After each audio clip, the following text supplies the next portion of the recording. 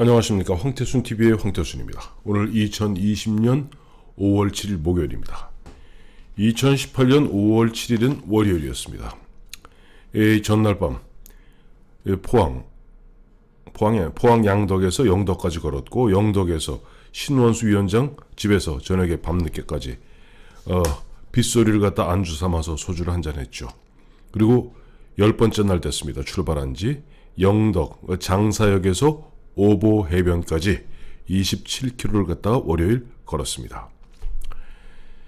여행을 할 때 지키는 나만의 에티켓이 있다. 하룻밤 머물렀던 곳 잠자리는 단정하게 정리하는 것이다. 모텔이나 민박에서 잤을 때도 그래야 하는데, 하물며 친척이나 지인에게 신세를 질 때는 더더욱 신경이 쓰인다. 아침 일찍 잠자리에서 일어났다. 조용조용 잠자리를 정리하고 밖으로 나왔다. 밤새 내리던 비는 일단 소강 상태다. 잠시 후 신 위원장이 나온다. 사모님은 아직도 꿈나라라고 한다. 그러면서 근처에 소고기 묵국을 잘 끓이는 집이 있으니 차를 타고 나가 해장부터 하자고 한다. 차를 타고 한 20분 정도 갔을까 해장국집이 나온다. 신 위원장의 말로는 이 집은 뼈다구 해장국도 일품이지만 소고기 묵국이 정말 맛있다고 한다. 어렸을 때 먹었던 소고기 묵국이 생각난다. 우리 또래라면 비슷한 경험이 있을 것이다. 어머니는 1년에 한두 번 어쩌다 어렵게 소고기 반근 정도를 사서 묵국을 끓이셨다. 소고기를 참기름에 달달 볶다가 무와 대파를 숭덩숭덩 썰어서 넣고 푹 고우듯이 뭉근하게 끓인다. 한 소끔 끓었을 때 국간장으로 간을 맞추고 후춧가루를 뿌려 먹으면 천하집니다.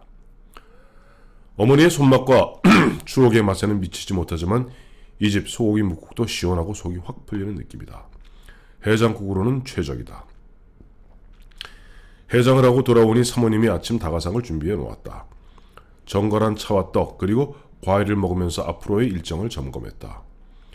어제 화진휴게소 만남의 광장에서 영덕으로 점프를 했으니 되돌아가야 한다. 신 위원장은 자신의 차로 데려다 주겠다고 한다. 하지만 나는 굳이 기차를 타고 가겠다고 했다.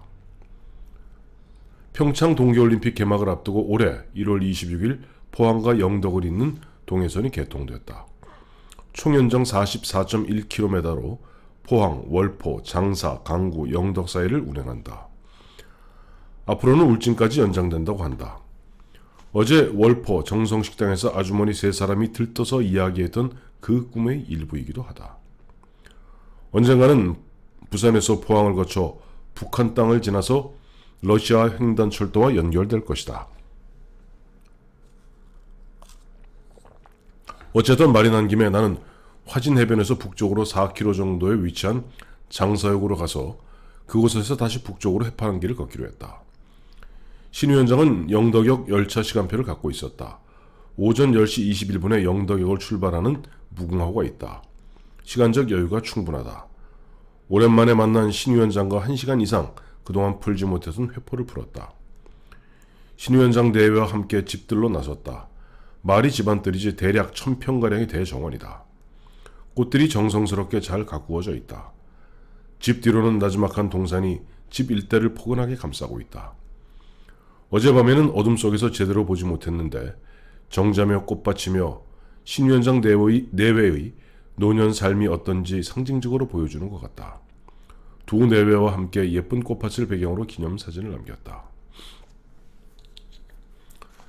살벌한 정치판 현장에 있을 때도 늘 허허 하면서 웬만하면 남들에게 져주던 넉넉한 성품의 신원수 위원장. 그런 성품 때문에 정치적으로 금배지를 달지는 못했지만 지금은 사모님과 알콩달콩 신혼부부같이 정답게 사는 것 같다. 정말 마음이 좋다. 거실로 들어와서 못다한 이야기를 나누는데 창밖으로는 잠깐 소강 상태였던 빗줄기가 다시 굵어진다. 신 위원장과 이야기는 계속된다.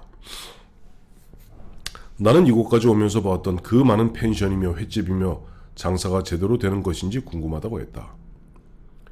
신 위원장은 대부분 펜션들이 은행 빚으로 지은 것인데 걱정이라고 했다. 은행 이자율이 낮을 때 무턱대고 은행 융자로 펜션을 지었을 텐데 수지가 맞는지 잘 모르겠다며 말끝을 흐린다. 사모님에게 하직 인사를 하고 신 위원장이 차에 올랐다. 영덕역에 도착하여 기차표를 끊고 플랫폼으로 올라갔다.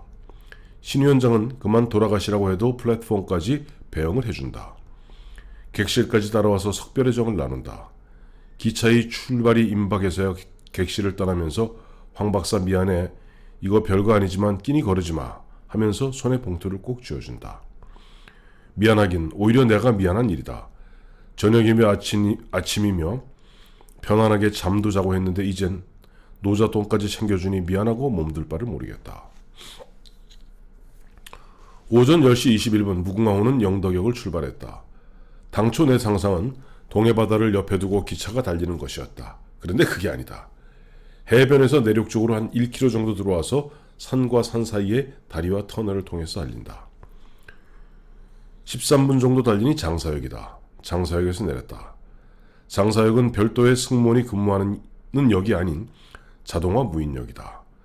장사역 주차장에서 장비를 점검한 뒤 판초 우위를 걸치고 하루 일정을 시작했다. 장사역에서 남쪽으로 1km 정도를 되돌아오니 장사 상륙작전 기념공원이 나온다. 장사 상륙작전 생소하다. 작년이던가요? 보면 영화가 나왔죠. 장사 상륙작전. 근데 2018년만 해도 굉장히 생소했습니다. 장사 상륙작전 생소하다. 스마트폰으로 점검해봤다.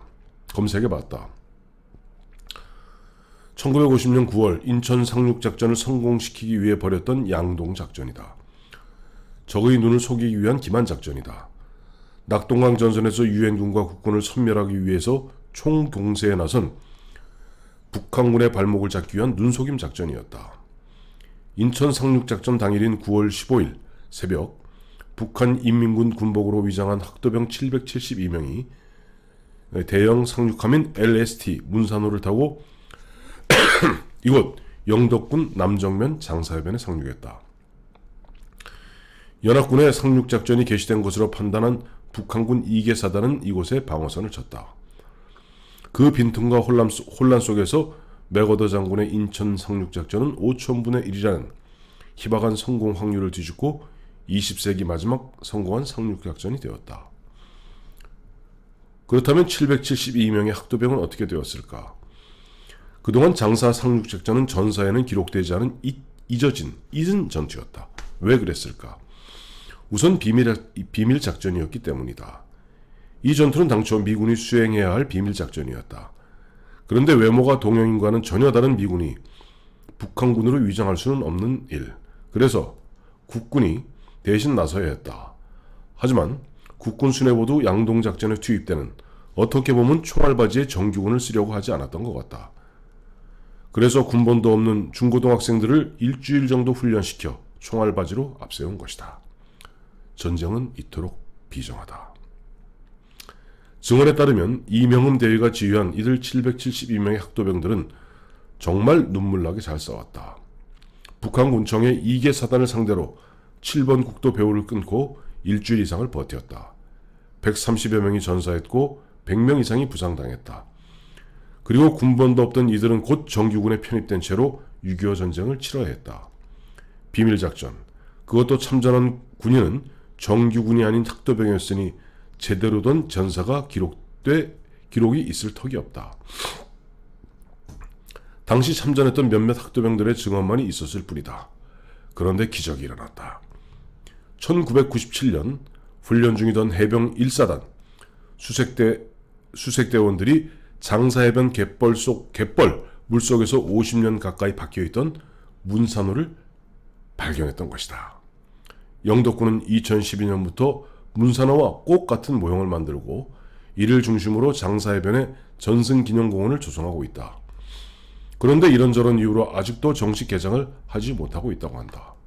씁쓸한 마음으로 장사해변을 떠나서 북으로 발길을 재촉했다. 구계항을 지나 3사 해상공원을 거쳐서 오포리 해변에 도착했다. 조금만 더 가면 영덕에서 가장 큰 규모의 강구항이다. 점심은 강구항에서 해결할 생각으로 이곳 오포 3리에서 잠시 휴식만 취하기로 했다. 마침 정자가 눈에 띄인다. 배낭을 풀고 앉았다. 등산화도 벗고 양말도 벗었다. 그런데 한 할아버지가 근처에 와서 앉는다. 배낭 안에 있는 과자를 슬그머니 내밀었다. 할아버지는 기분이 좋은 듯 이것저것 묻는다. 어디서 왔느냐? 부터 시작하여 나와 할아버지의 대화는 반시간 가까이 계속되었다. 할아버지는 참 건강해 보였다. 연세가 얼마나 되시느냐고 여쭈었더니 1933년 닭띠로 85세다. 머리에 흰털이 하나도 보이지 않아 염색을 하시느냐고 물었다. 할아버지는 신이 났다. 갑자기 자신의 머리를 나에게 들이밀면서 와, 이거 다 천연이요, 자연산이요 라고 하신다. 그래서 내가 뭉쳤다. 그러면 친구분들이 어리다고 안 놀아주시겠어요? 할아버지는 놀아줄 놈이 있어야지. 내 친구들은 다 죽었어. 나는 젊어서 축구 선수를 해서 건강한 거야. 지금은 새까만 동생들하고 놀아 라고 한다. 할아버지와 이별을 하고 강구항으로 향했다. 오포리와 강구리 사이에는 50천이 흐른다. 그 위로 강구교가 있고 좀 더 내륙 쪽으로는 강구대교가 있다. 강구교를 건너면서 해파랑길 지도를 살펴봤다.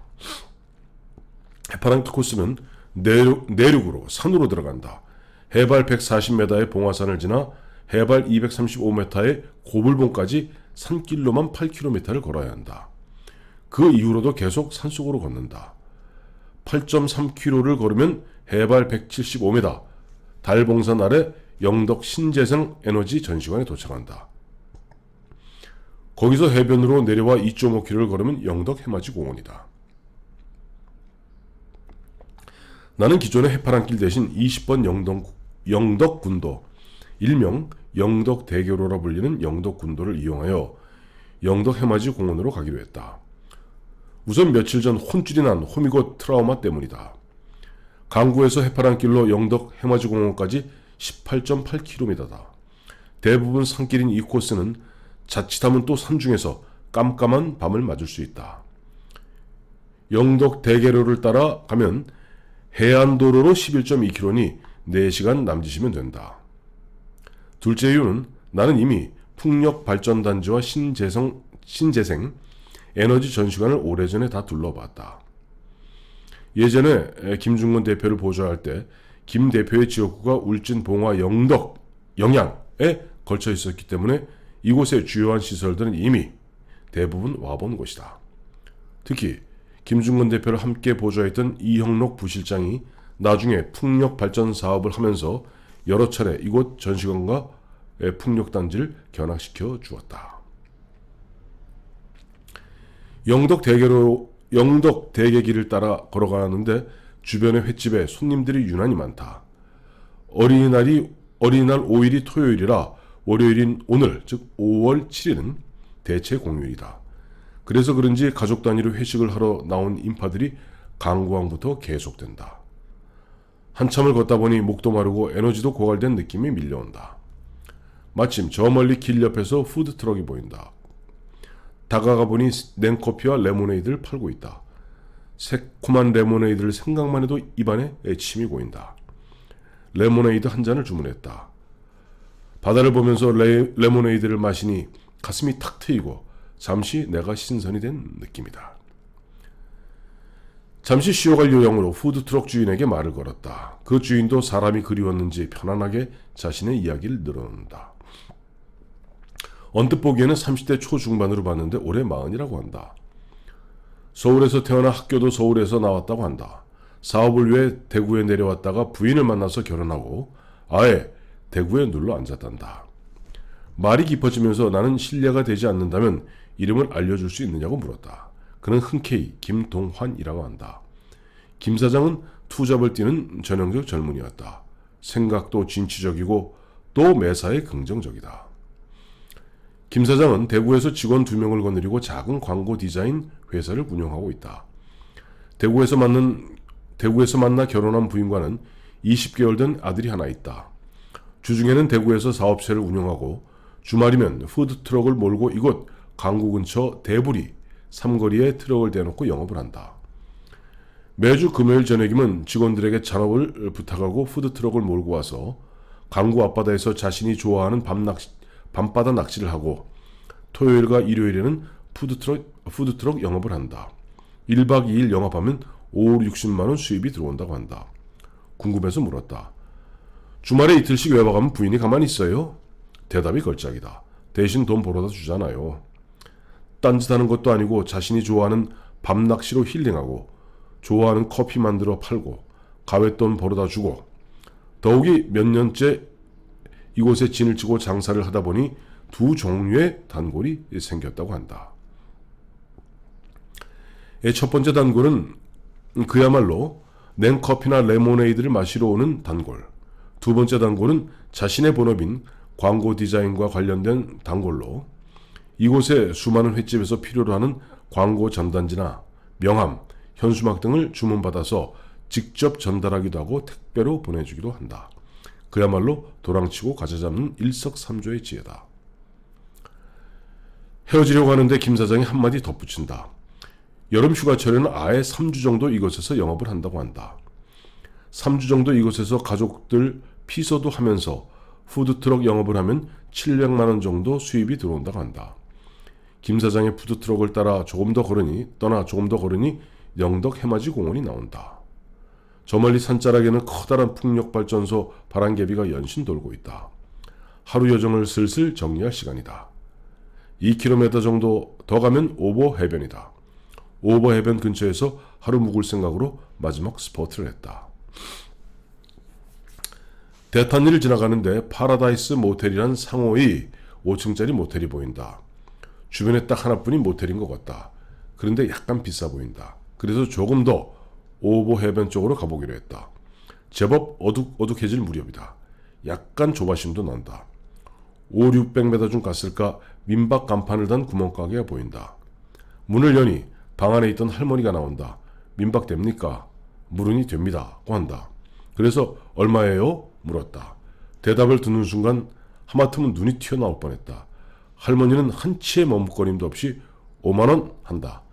내가 됐어요 하니 그러면 4만 원만 내세요. 구멍가게에서 한두 개 방을 갖고 운영하는 민박은 대개 불편하기 짝이 없다.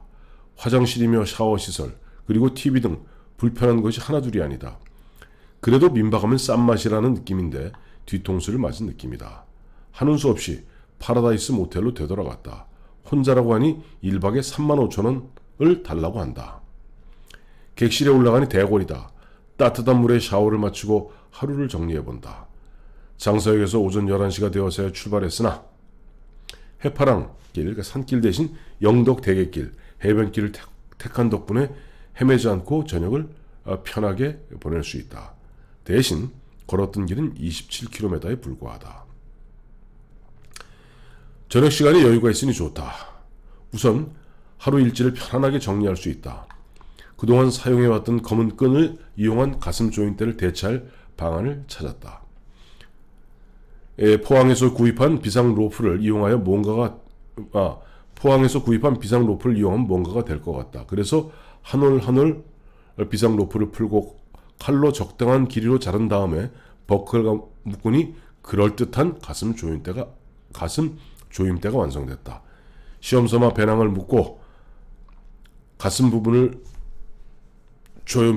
조여보니 안성맞춤이다. 반시간 가까이 노력한 결과다. 나는 속으로 소리쳤다. 나는 맥가이버다. 이렇게 5월 7일 하루 오보 해변 근처에 있는 모텔에서 저녁에 이것저것 그동안 밀린 것도 좀 챙기고 일지도 한번 정리하고 또 보면 장비도 한번 정비하면서 5월 8일 이제 화요일 또 그를 준비를 하면서 깊은 잠자리에 들었습니다.